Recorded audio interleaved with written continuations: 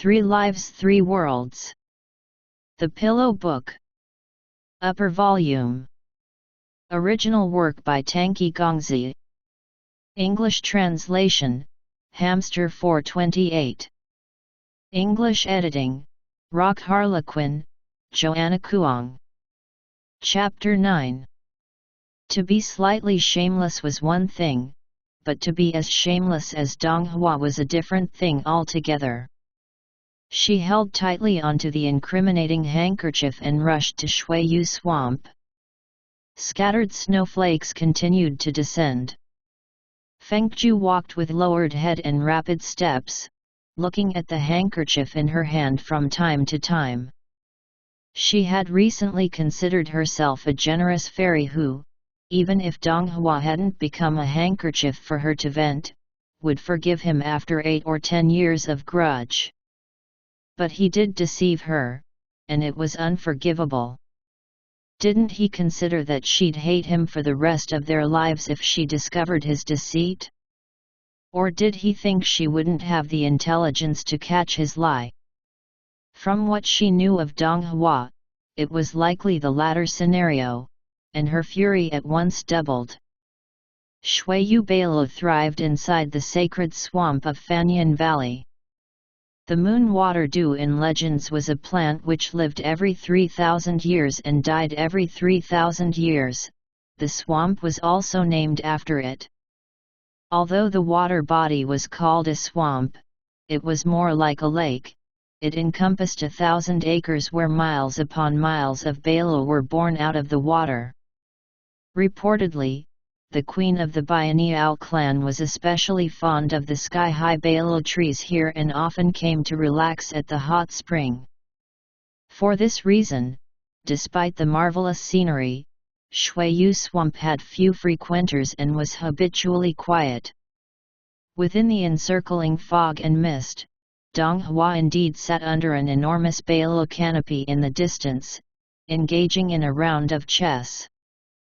The game was arranged on the water surface, fairy mist wafting all around. But with Fengju's limited power, all she could see was the vague space that had been contracted by Dong Hua. Lian Song, whom Xiao Yan spoke of, was no more than a white silhouette in her eyes. That white silhouette, however, saw her very clearly. For Lian Song, the only fairy worthy of his attention besides Cheng Yu was this young King Kaihu monarch. Ever since he befriended Dong Hua, he had never known him to have a particular interest in women. This guy Dong Hua seemed to have been born a monk. Even Moi Wan, who was deemed the most monastic of monks, was once in a complicated relationship with the ancestor goddess of the demon clan. But over the years, Dong Hua left no traces behind, and Lian Song eventually lost interest. Yet this same monastic deity recently seemed to have his eyes on the young queen of King Kaihu, who was still essentially a child with only tens of thousands of years in age. This discovery came at him like a lightning strike. Seeing that the fuming beauty had neared them within 100 paces, His Highness the Third Prince anticipated the show in glee. He tapped on the chessboard and asked Dong Hua, who was still studying his next move, "Haven't you only arrived in Fanyan Valley? How did you manage to offend the Bai's princess already? She looks as if she wants to make you into mincemeat. I don't think we can call curtains today until some blood is drawn. What did you do to piss her off this time?" The third prince was so delighted he momentarily forgot his next move. The black stone from Daijun's hand surrounded and obliterated the white pieces without mercy. By the time Lian Song slapped his forehead in regret, Dong Hua was sighing softly as he saw Fengju approaching. "Nothing. I only underestimated her intelligence this time. How should she make Dong Hua pay?" Fengju had carefully come up with a plan when she hastily ran this way. She was going to rail at him, and if that wasn't enough to quench her anger, she'd chop him into eighths. But it wasn't as if she didn't know her own strength. If they were to wield weapons, it was hard to tell who'd really be the one in pieces. On the other hand, the handkerchief Dong Hua gave her this time was admittedly a work of art. She didn't pay attention when she was mistreating it before, but on her way here she had noticed a tiny embroidered G on the edge. It didn't seem like a handkerchief he could conjure up at will, but felt more like something Dong Hua was carrying with him at all times. It was probably a handkerchief given to him from his beloved Jihan. Fengju suddenly recalled the piece of white jade Dong Hua had gifted her and how much she had treasured it. Seeing as how Dong Hua kept Jihan so close to his heart, he'd probably slice her into eighths if she were to stomp on Jihan's handkerchief under her feet. At this thought, she became more furious and hurt. She admitted it wasn't nice of her to come up with this scheme. But the more she looked at the handkerchief, the more irritated she became. She strained her head and decided she would still have to carry out this wicked plot. She'd recite Buddhist scriptures later to make up for it. Yet after every possible preparation, Fengju couldn't have realized her power was still deficient. Stepping into Shuiyu Swamp, she immediately came into contact with the space compression spell and thus shape-shifted back into her original form. Of course, she was still a magnificent creature even as a fox. Her coat of fur was a blood-like fiery red while her forepaws were snowy white. Like rising suns, the 9 tails behind her glowed brightly like the finest aurora. Those who did not care for furry mammals would still be mesmerized by her looks.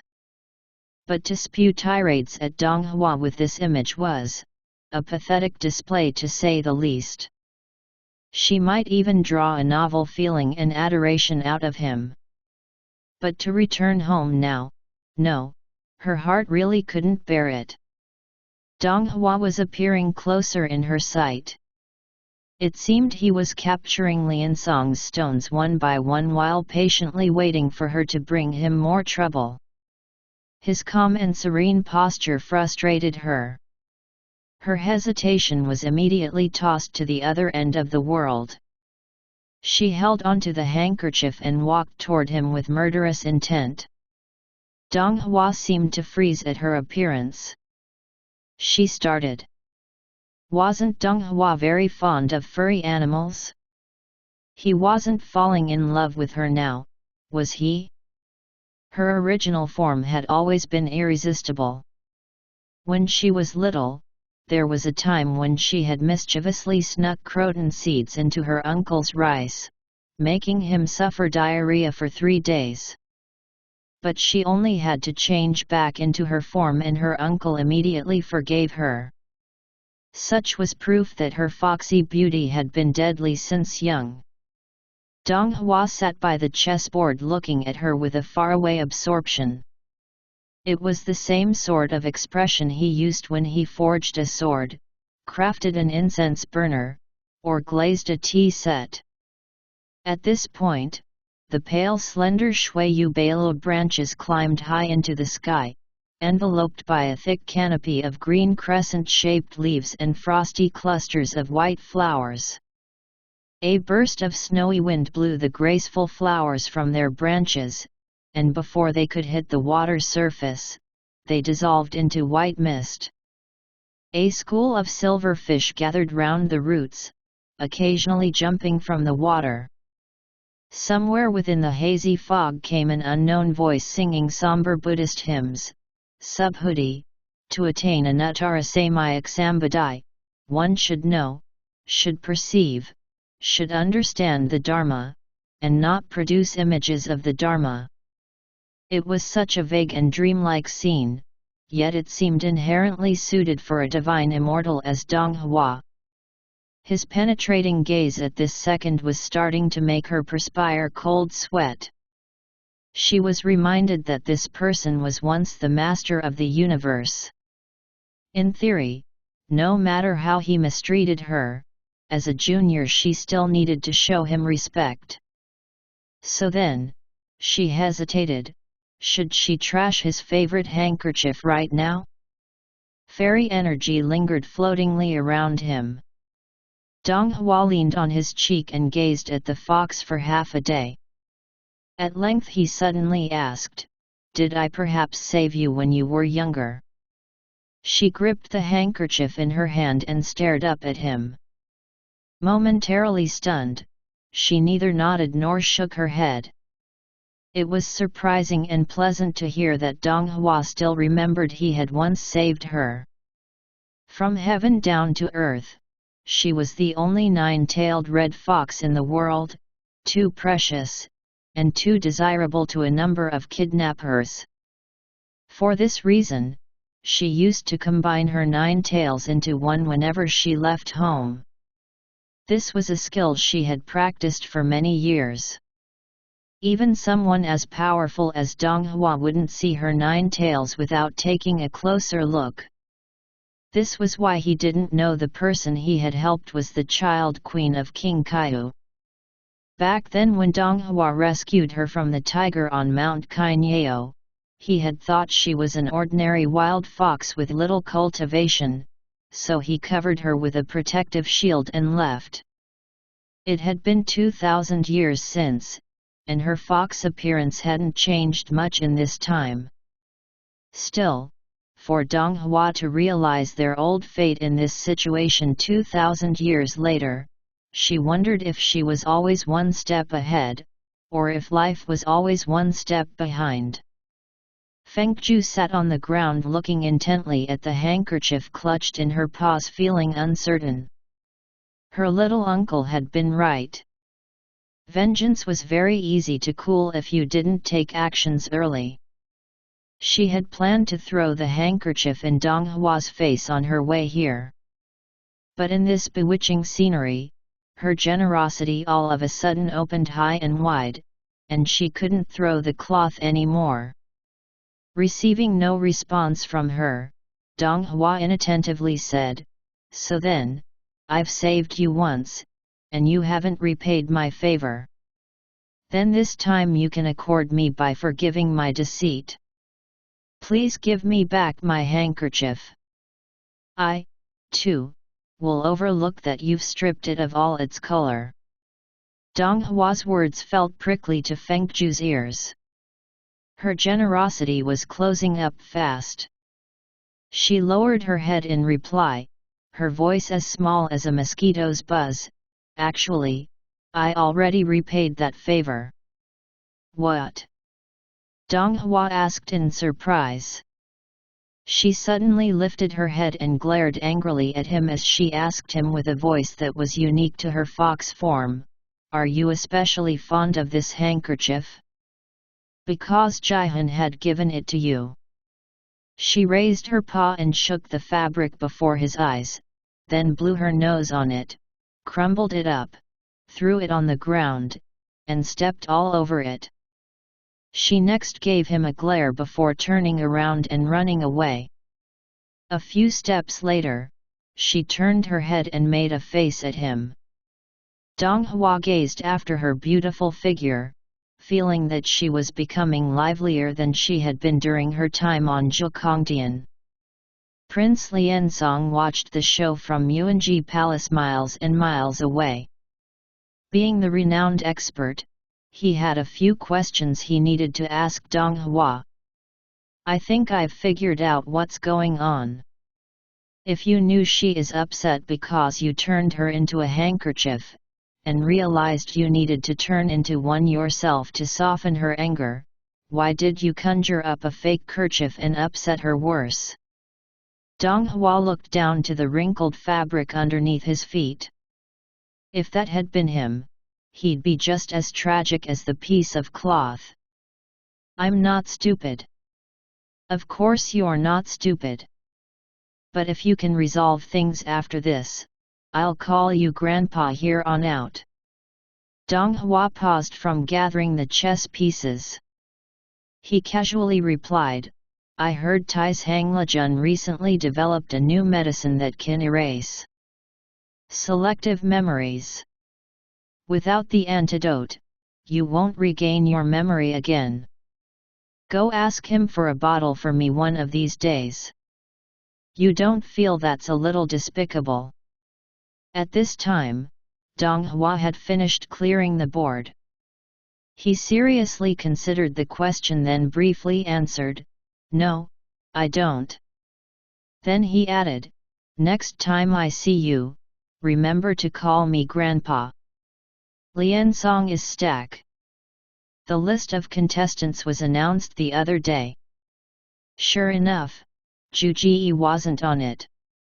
When she heard of this bad news, Feng Zhu cocooned herself in a rumpled blanket and sat by the window in thoughts. Frigid wind couldn't push away her dejection. She sniffed her runny nose and asked Xiao Yan, who was also in the room, "Teacher knew I was an acquaintance of Dong Hua's, and he seems the sensible kind. He should have let me be on the list even before Dong Hua opens his mouth to ask. How come my name still wasn't on there? Or perhaps the scribe forgot by carelessness." Xiao Yan sneezed and sighed. "I had no idea he is actually a San Zhenju Lai person who doesn't bow before power. I better look at him in a different light from now on." Feng Zhu wanted to remind him that San Zhenju Lai wasn't an accurate usage in this case. But on second thought, she could see that Xiao Yan was starting to use idioms recently and displaying some culture, which wasn't necessarily a bad thing. She looked to the thick snow beyond the window panes and sensed that it wasn't a good idea to discuss such high-logic topics with Xiao Yan, so she switched subject to a simpler kind. "Speaking of Dong Hua, you two were fighting before we fell into Fanyan Valley. I thought you'd be at each other's throat once you meet again. I was sure you'd find another opportunity to duel." They hadn't, and she was dying with impatience. Xiao Yan's face reddened. He lifted his head and asked hesitantly, "Are you worried for me?" His eyes gleamed a kind of pride as he walked over and gave her shoulder a pat. "Good sister of mine. You are so kind-hearted even though you are from Ice Face's household. I knew I was right to think highly of you." Feng Zhu rocked from his strong pat. She was feeling slightly ashamed and didn't reply.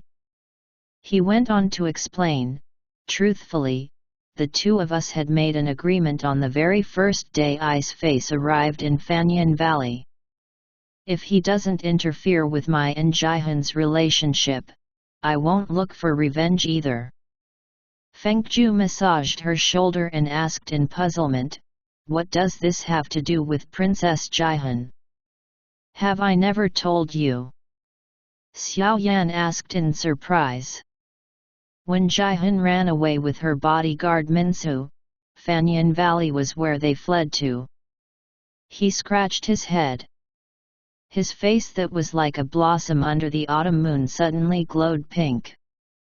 "To be honest, I only found out half a year ago. Minsu, whom Jihan loved, was in reality a cross-dressing woman. What's more, Jihan's older brother was the object of her affection.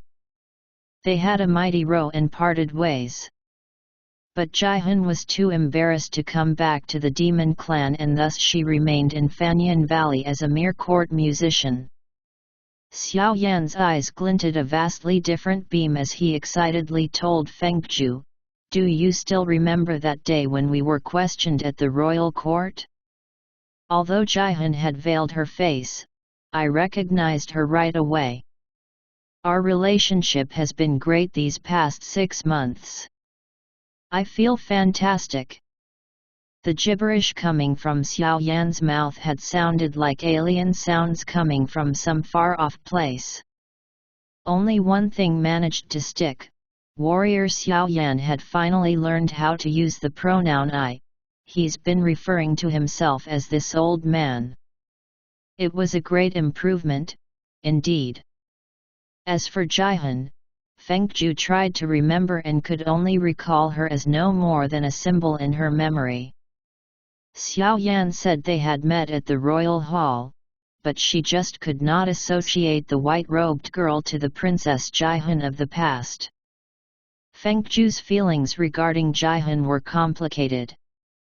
She wasn't like Jihe, and Fengju couldn't say with certainty whether she hated her or not. Although she was biased against Jihan because of Dong Hua, she couldn't dismiss the princess's kindness toward her. She could still remember Jihan had genuinely cared for her in the Wicked Lotus Sphere.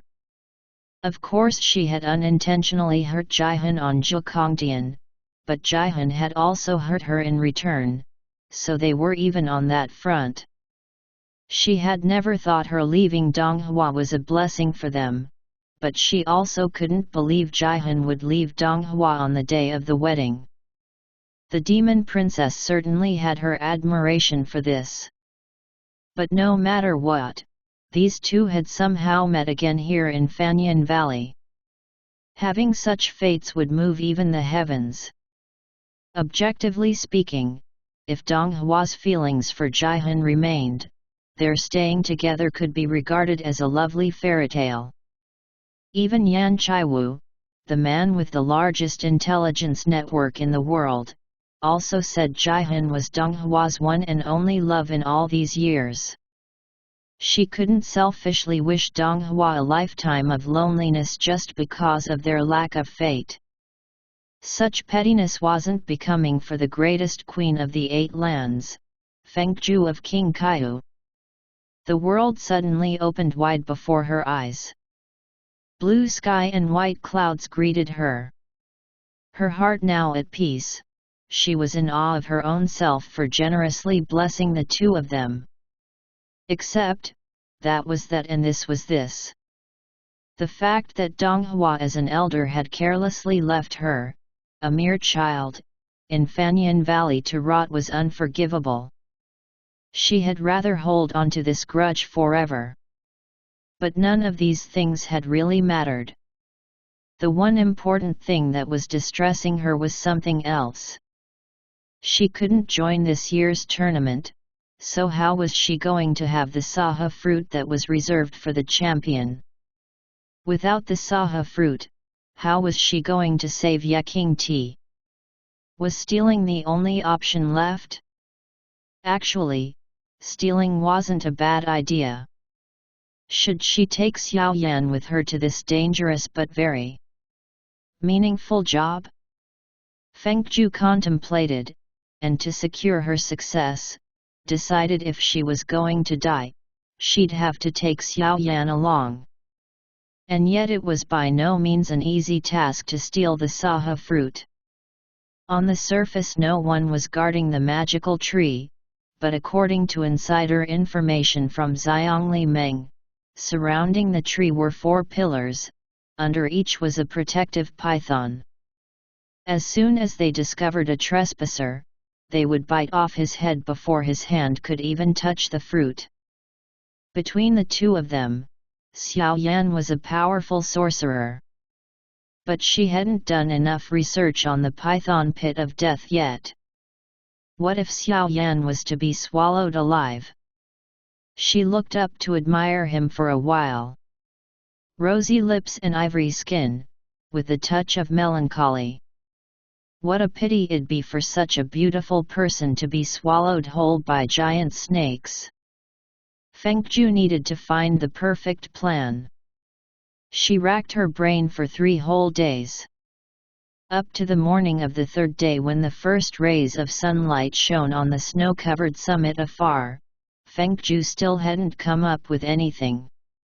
At that time, she found out Dong Hua was going to lecture on the art of tea this morning and class was to be held at the Shuiyu swamp.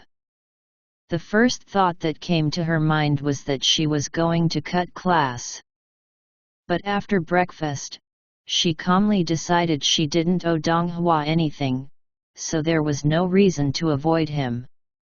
After a moment of contemplation, she took 2 small notebooks from the mountainous heap and headed straight for the swamp. Today's lecture was on the philosophy of tea. In Fengju's impression, everything that had to do with philosophy was lengthy and long-winded. But Jian enlightened her once. What was called lengthy and long-winded was in truth an intricate effort requiring impeccable attention to details. It was a display of an exemplary soul and superb understanding.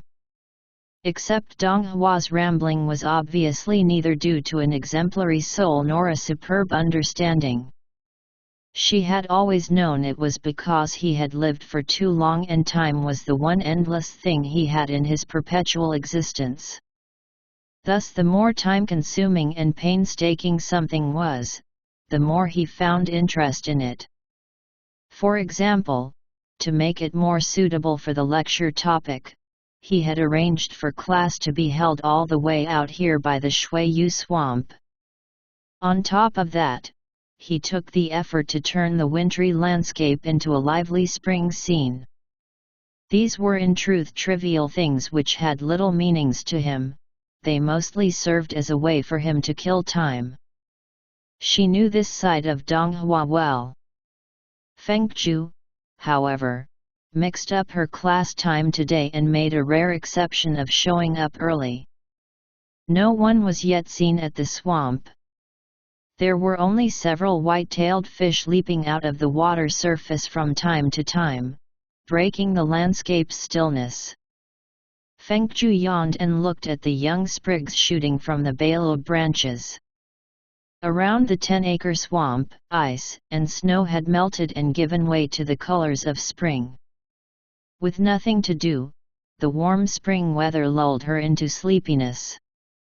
As she gazed skyward, she decided it was still early and so circled the swamp and chose a soft grassy patch under a large canopy to nap and perhaps think of a way to obtain the saha fruit.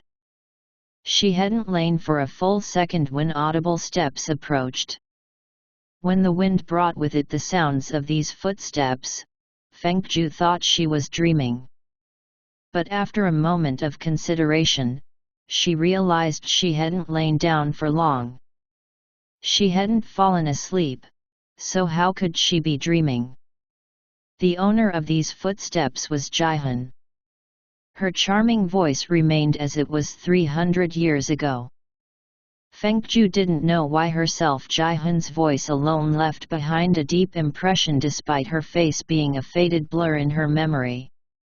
So deep in fact, that the moment she said teacher, Fengju knew it was the princess. For Jihan to call him such, the other person must be Dong Hua. Teacher, did you want the green-eyed crab tea this time? Then let me prepare the cerulean hibiscus tea set. You've always liked black ceramics to go along with deep green tea, but I think the hibiscus celadone set will offset the green color of the tea nicely, adding a bit of elegance. I believe using the azure cups will complement today's spring scenery rather well. Dong Hua might have agreed, albeit non-committally and with little enthusiasm. Nonetheless, Fengju knew if he could divide his attention to agree with her while checking the tea set, it meant he didn't mind Jihan's distraction. No, everyone said he had feelings for Jihan. That concurrence was certainly more than it seemed, it might even be commendation for Jihan's knowledge. While eavesdropping, Fengju thought to herself these were truly conversations of the sophisticated class. She may never reach this level in her life. At the same time, Fengju felt sorry for Xiao Yan. He'd always drunk tea from a mug. One glance and anyone could tell he wasn't compatible with Jihan. What's more, Jihan even knew Dong Hua's taste for black ceramics. Although Xiao Yan said the time he spent with Jihan had been great, Fengju wasn't so sure that was really the case. At first, when Xiao Yan confirmed to her Dong Hua had feelings for Jihan, she was naturally confounded. But now that she was seeing Jihan again, as well as seeing the two of them together, she wasn't feeling much of anything. Time was certainly an effective medicine. She finally made some progress after so many years. Through the red Sahamanjasaka, Donghua had used magic to transform this area into a vibrant spring landscape which was so very different from the usual endless snow. Fengju covered her eyes, and through her fingers, saw the large blossoms rippling in the wind like a sea of red waves. She was submerged in that sea, which helped her hide even better. After exchanging the aforementioned lines, the two began to prepare teaware for the lesson and didn't speak again. As Fengju closed her eyes, she began to hear another series of footsteps softly approaching. They were likely bands of young girls who arrived early for good seats. She spent too much time thinking last night and was now dead tired. She wanted to nap a little more when suddenly whispers arose from the right-hand side. In spite of the Bai family's lax rules, eavesdropping nevertheless wasn't looked well upon. Fengju was about to cover her ears when these voices found their way into them. She hadn't heard these two voices before. A young refined voice asked first, "Is the one sitting by the balo tree Donghua Daijun whom Jialo likes? Didn't they say he was born from the blue sea since the beginning of times, then why does he look so young?" Another voice, more measured and calm, replied, "Deities from ancient times such as His Majesty are naturally different from us foxes. After 1,000 years, our youth starts to fade, but Daijun's everlasting life comes from." The young lady from the fairy fox clan chuckled and continued in her elegant voice, "Rumor has it Donghua Daijun doesn't lust after women despite his power and position.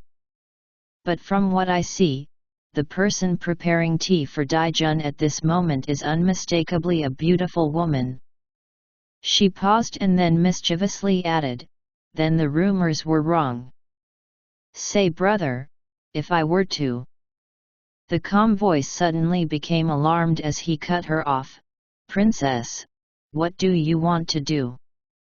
Hearing no response, that voice spoke again in further urgency, "For the lady in white to be able to serve by His Majesty's side means she's not an ordinary girl. From what I've found, she fell into Fanyan Valley 200 years ago and became a royal musician for the palace. The year after, Daijun started to lecture in the valley. After these many years she's still the only one he allows by his side. Princess, you're smart enough to know what this means. If you disrespect that lady, our fox clan cannot bear the consequences. Please think carefully before you act." A warm breeze blew by, sending the bright red flowers rippling in waves.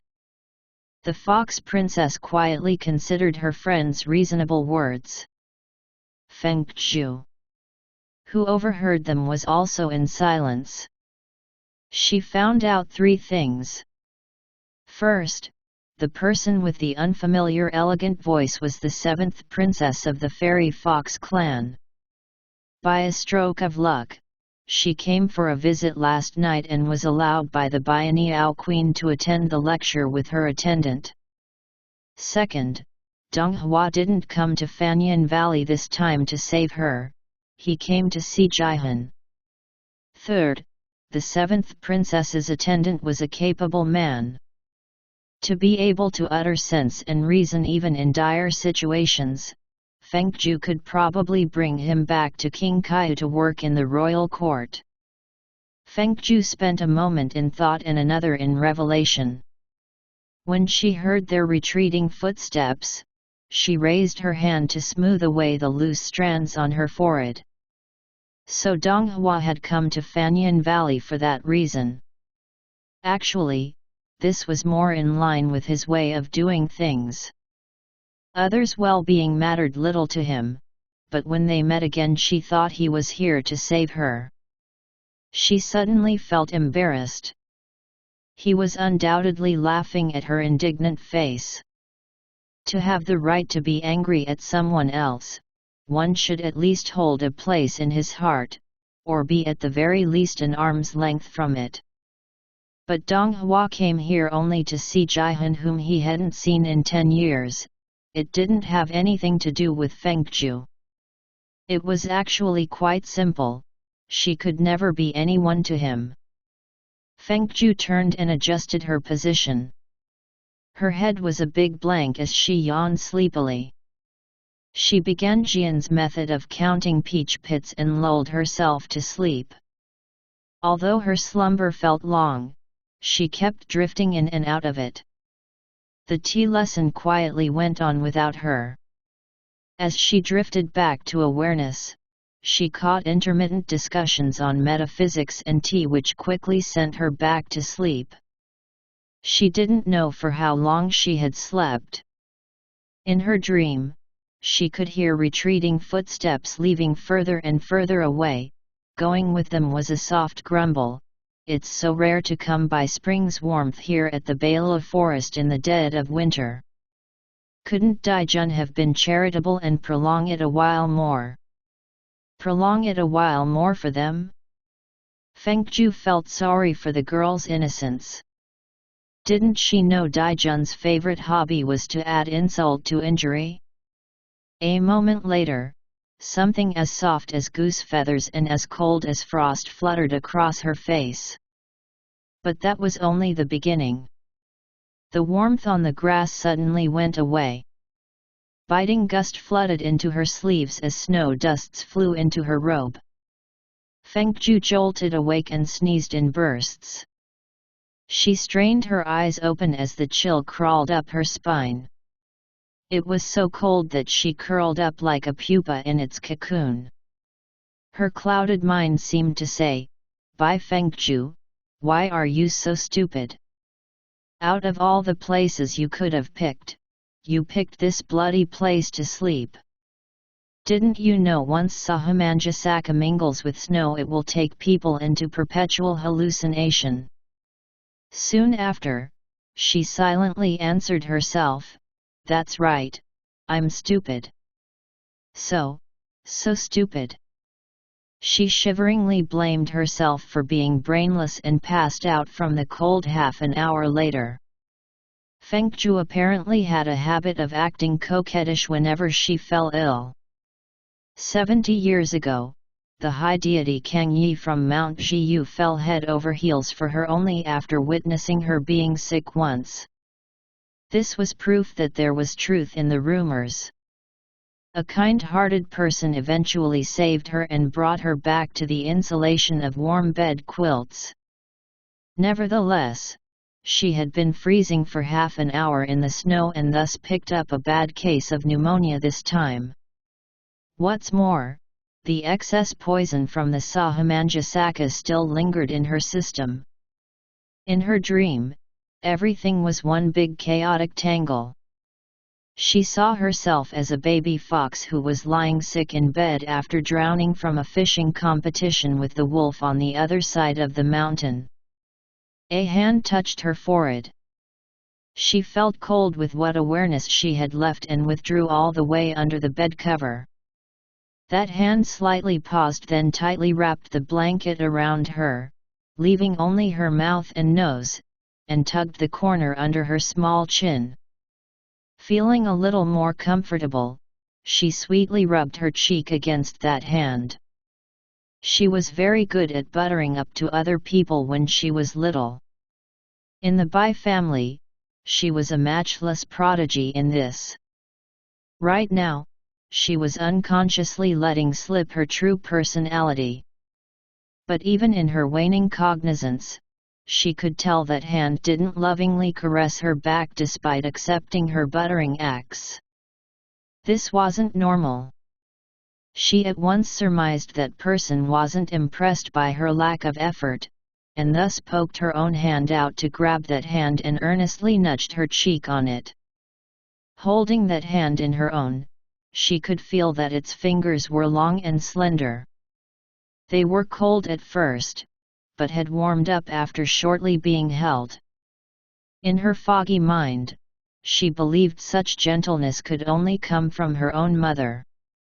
Even though that hand wasn't as soft or as warm as usual, perhaps her mother was also freezing from the cold weather. She suddenly felt apologetic and raised the hand up to her mouth to breathe warmth onto it. She was about to bring it close to her chest, but it somehow found a way to escape before it could be brought to her bosom. Her mother was clearly not buying her sweet act. This meant she was very angry about her drowning in Lake Wangsheng. Despite the care her mother was showing at this moment, she was likely going to receive a beating when she recovered from her illness. Still cold. These words were soft and seemed to have floated in from somewhere far, far away. She couldn't distinguish the pitch or sound of this voice. She must be really sick. Phew, if mother had asked this, then the situation could still be salvaged. She should continue with the pitiful act and perhaps she would be able to get out of the spanking. She nodded a few times and sneezed twice, then trembled her lips. Feng Er didn't fall into the water on purpose, I promise. It's cold to sleep alone. Stay and sleep with me, Mom. She even added some nasally sniffs to bait her mother's maternal love. Anyone with any maternal instinct at all would give in right away.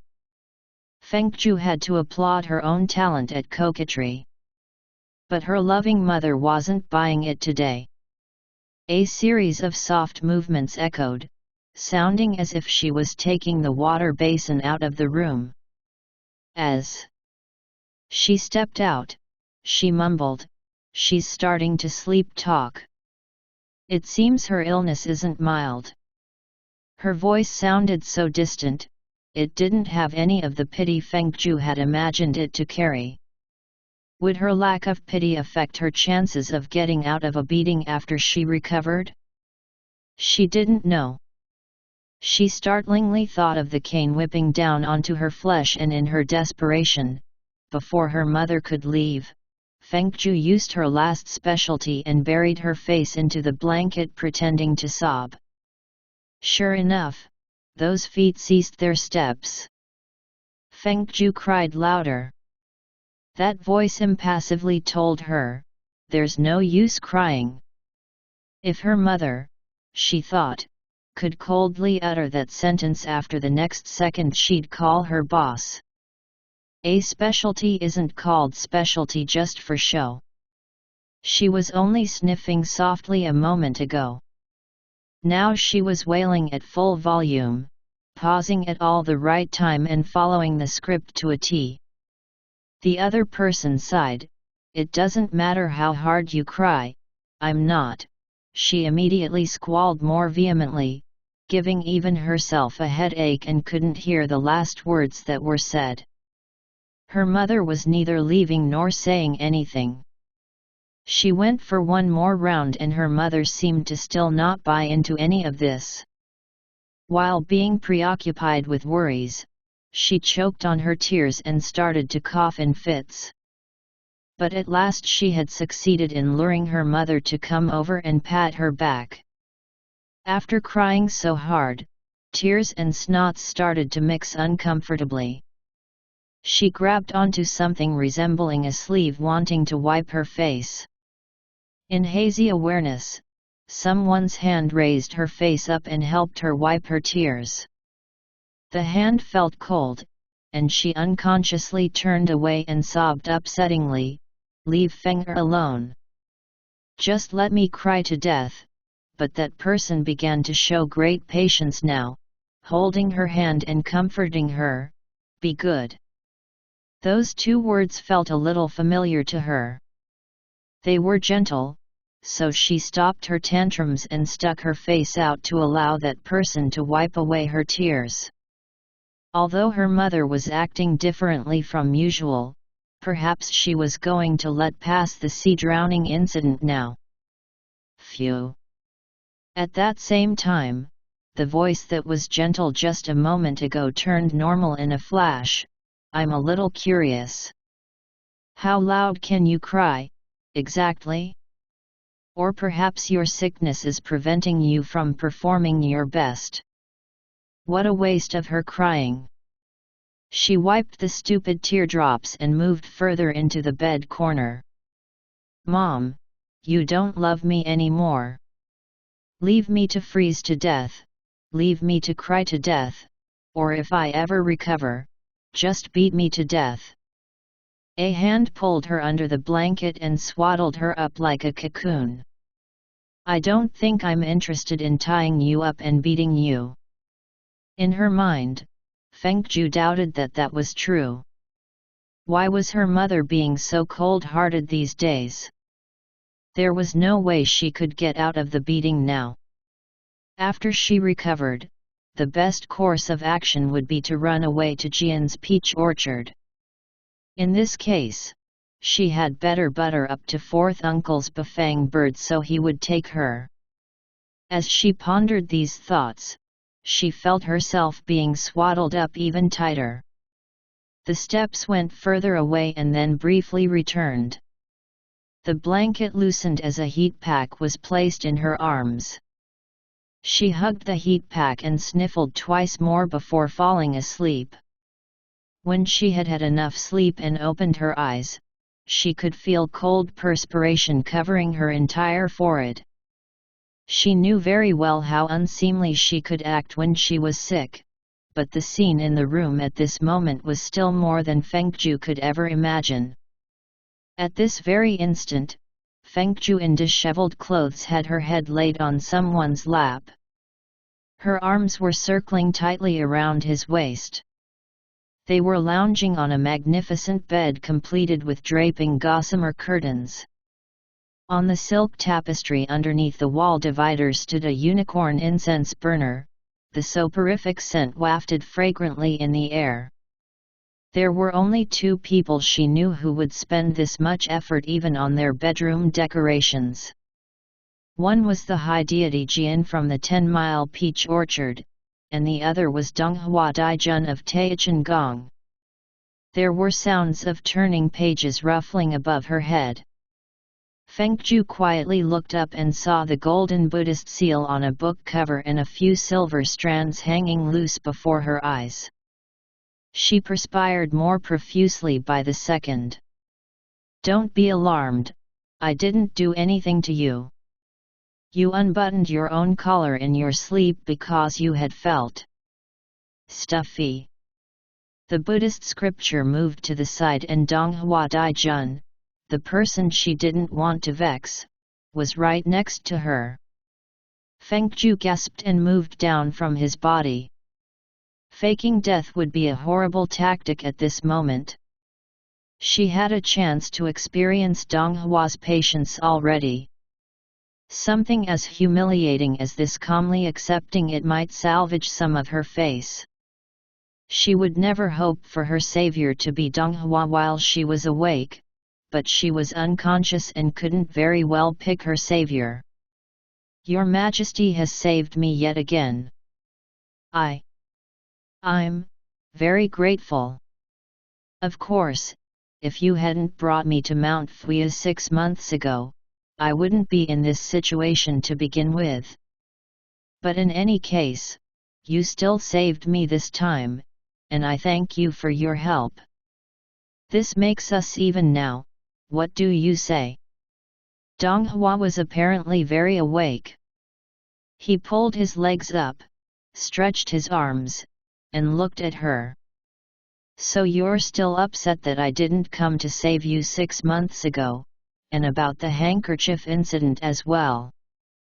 How could he still have the bravado to mention these 2 things? She coughed in fits. Those 2 things, of course there was no way these warts could disappear within a night or 2. Fengju fixed her garments. She was indeed emotional when she first saw Donghua a few days ago, and was easily upset when he teased her. But her personality was such that she also easily forgot once she was able to get it out of her system. You reap what you sow. Your Buddhism understanding is much better than mine. I'm sure you know this concept better than I do. It doesn't matter how I see things, because it's all subjective. At this, her expression suddenly became complicated as she added, actually, there's something I want to ask more than those two things. I know I may act peculiarly when I'm sick, but, she paused, set her jaws, and continued, I tend to feel cold because I have a weak body, so I probably mistook you as a source of heat. But if you had pushed me away, I wouldn't have come toward you again. So why didn't you push me away? Why did you have to let me fall into this awkward situation? Still looking utterly nonchalant, and even seemed as though he found her question strange, he answered her, You came into my arms on your own. Being such a rare chance as it was, reasonably speaking, why should I push you away? Fengju watched his casual fingers rested on the sutra. What distorted reason was he talking about now? After a lengthened time, she was able to come up with the next thing to say, I don't remember your majesty as someone who had ever cared for reason. The incense fragrance was beginning to fade. Dong Hua stood up to open the burner's lid. As he added more incense, he casually replied, When I don't want to speak of reason, I don't. But occasionally when I want to, I do. Fengju lowered her gaze at him, not knowing yet how to respond. Regardless whether she was a fox or a human, communication was always difficult between her and Dong Hua. Considering she had only woken up from a severe illness and was still feeling exhausted, she reckoned she would surely lose if she were to insist in fighting this verbal war. She glumly scratched her nose and gave the room a sweep. She noticed a slender plum vase placed in front of the wall screen, poking out irregularly in true Dong Hua style. How long did her sleep last? It must not have been short. She was worried Xiao Yan would be looking for her. While Dong Hua was pouring out the ashes, she stepped down from the bed and looked for her slippers. It didn't seem right to just leave like this, so she cleared her throat and thanked him again. I'm grateful for your help this time, but it's quite late now and I've troubled you long enough. Goodbye. Dong Hua unhurriedly hummed in accord. Then as he put the lid back onto the incense burner, he said, I heard you once fell into a snake pit on a late-night stroll when you were younger and could never leave home at night again. Have you looked to the sky at this moment? It's dark outside. The curtain lifted then lowered instantly. In a flash, Dong Hua, who had just finished adding incense to the burner, was knocked down on the bed. By Fengju. Taken by surprise, he asked, Aren't you overreacting? He had only finished speaking when she clamped her hand over his mouth tightly. Weighing on him, Fengju's face was covered in solemnity and circumspection. She was so tense she didn't even realize her lips were a breath away from his. I didn't mean to push on your majesty like this, but please be patient just for a little while and don't make any sound. I saw a shadow flitting by just now. I think it was Princess Jihan. I wonder if she wanted to come in.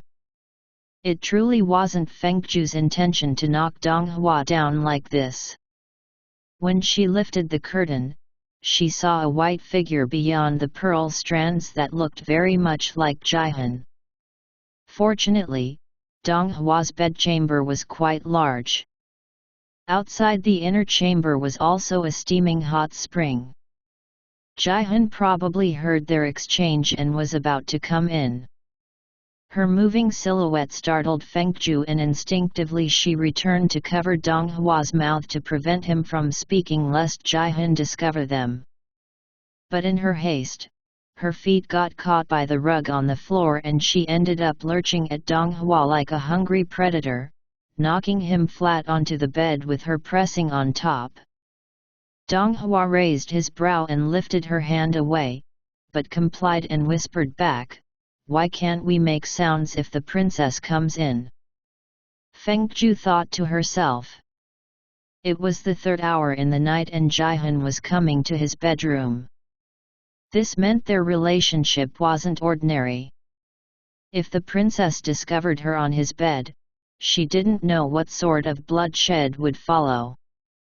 Meng Xia read her fortunes the other day and told her she had better take caution since there was an ominous star hanging over her head. If this situation didn't call for caution, then she didn't know what did. Although these were her thoughts, her mouth was uttering something completely unrelated and unsuitably solemn for her age. If there exists a predestined chance between you, then you should treasure it. If you can avoid misunderstanding, then avoid it. In the past, I had loved someone, but no matter how much I asked heaven, I wasn't granted any chance. You probably don't know this, but fate is a rather difficult thing to come by. Even she was surprised that she was able to composedly say these things to Donghua now. Looking down at Donghua, she thought it must not have been easy for him to keep his perfect aura despite being trapped and mouth covered for so long. She embarrassingly moved off of him a little to relieve some pressure from him while at the same time perked her ears to listen to the movements outside. Donghua quietly gazed at her a while and suddenly asked, "I feel like there's something you've misunderstood me for." He'd only just finished speaking when Fengju clamped his mouth shut again.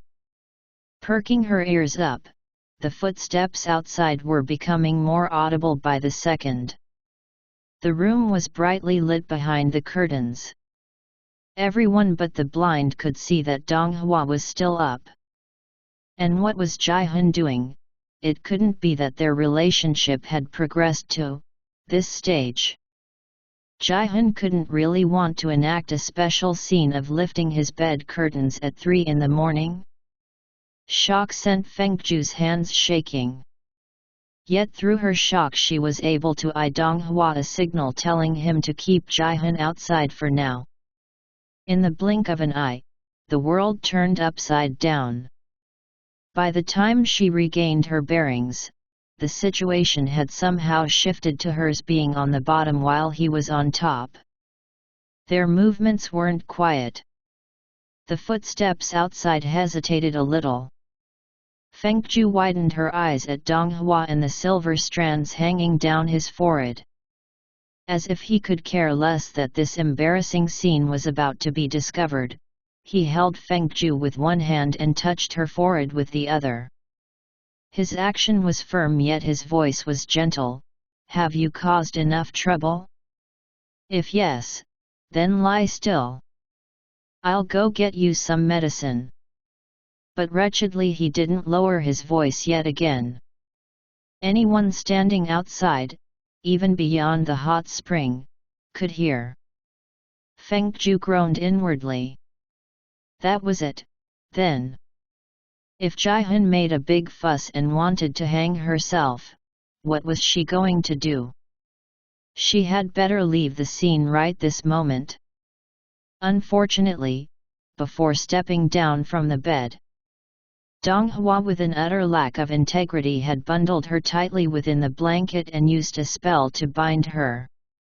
She couldn't escape no matter how hard she resisted. When Donghua lifted the curtain and stepped out, Fengju counted silently in her head, 1, 2, 3, Jihan's gonna cry, gonna cry, gonna cry. The curtain lifted and lowered. A blast of light flooded across half of the room divider. But there was no sound of Jihan's crying. There was only Dong Hua's voice outside. You're here just in time. Help me look after her. The answer was still, yes, Your Majesty. She was undoubtedly Jihan, but why wasn't she crying, or fussing, or complaining? Could Jihan have been so strong? What could Dong Hua mean by treating his beloved this way? Fengju curled under the blanket, her mind in a topsy-turvy mess. Later, as she shared this perplexing story to Yan Chaiwu and asked for his opinion, he at once roused the dreamer from her sleep. I know. Ai's face isn't that generous. He resents my friendship with Jihan despite agreeing to it, so he's pouring his displeasure onto her. Fengju seemed confused. Xiao Yan patiently explained, Look, Ai's face did what he did to let Jihan know that there was still an attractive woman on his bed who was willing to act coquettishly to him. That attractive woman is you, of course. What Ai's face really wants is to hurt Jihan because it hurts him when she spends time with me.